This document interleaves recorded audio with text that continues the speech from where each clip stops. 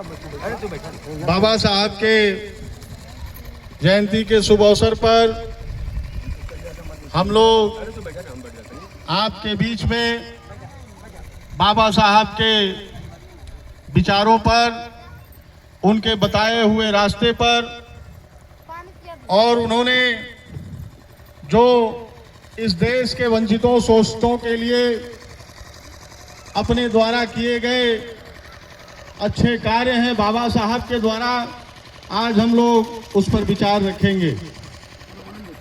बाबा साहब को मानने वाले इस देश में बड़ी संख्या में लोग रहते हैं।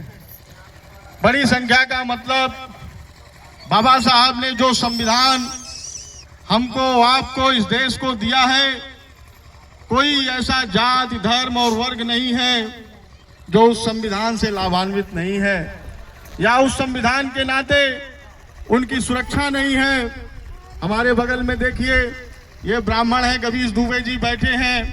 रास्ते में हमसे चर्चा कर रहे थे कि आज बाबा साहब के दिए हुए संविधान की ही देन है कि जहां दलित और पिछड़ों को आरक्षण के माध्यम से बाबा साहब ने इस देश में मुख्य धारा में लाने का काम किया, तो उसी संविधान के नाते जो स्वर्ण समाज के गरीब लोग हैं, EWS के माध्यम से उनको भी आरक्षण मिल रहा है और वो गरीब लोग भी जो स्वर्ण समाज में बहुत गरीब है, वो लोग भी मुख्य धारा में आने का काम कर रहे हैं।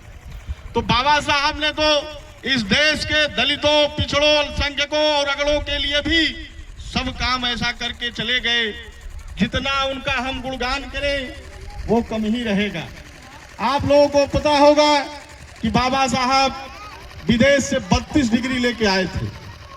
32 डिग्री थी बाबा साहब के पास, रामनिवास जी, आदरणीय तिवारी जी, और 4 उसमें PhD थी। 32 डिग्री और 4 PhD। और जब बाबा साहब उस डिग्री को लेकर के भारत में प्रवेश करते हैं तो उनको नौकरी मिलती है, और वो जब नौकरी करने जाते हैं तो जहां अन्य लोगों को पानी पीने की व्यवस्था अलग थी, वहीं बाबा साहब के लिए पानी पीने की व्यवस्था अलग थी।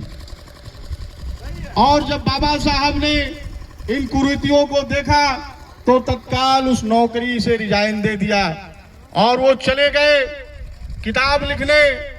उन्होंने किताब लिखना चालू किया इस देश के गरीब गुरबों के लिए। तो विदेश से एक पत्रकार आए थे, बाबा साहब रात को किताब लिख रहे थे 12-1 बजे के करीब। उन्होंने पूछा, डॉक्टर साहब आप सो नहीं रहे, इतनी रात तक आप किताब लिख रहे हैं, मैं कई दिनों से देख रहा हूं। तो बाबा साहब ने कहा कि हमारा समाज सोया है इसलिए मैं जगा हूं, मेरा समाज सोया है मैं इसलिए जगा हूं। और मैं आपको बता दूं, बाबा साहब ने रात दिन जग करके हम दलितों, पिछड़ों, अल्पसंख्यकों, इस देश के लिए, गरीबों के लिए, वंचितों के लिए संविधान रूपी जो हम लोगों को एक कवच देके गए हैं, ये हिंदुस्तान उनका आजीवन ऋणी रहेगा। हम बाबा साहब को याद करते हैं, उनको नमन करते हैं और उनके बताए हुए संकल्पों पे चलने का काम करते हैं। और मैं आपको बता दूं, आज के डेट में हम लोग चूंकि राजनीतिक दल से हैं, समाजवादी पार्टी के राष्ट्रीय अध्यक्ष श्री अखिलेश यादव जी, आज के डेट में आप देखिए बाबा साहब के सपनों को साकार करने के लिए आज सड़कों पे निकल पड़े हैं।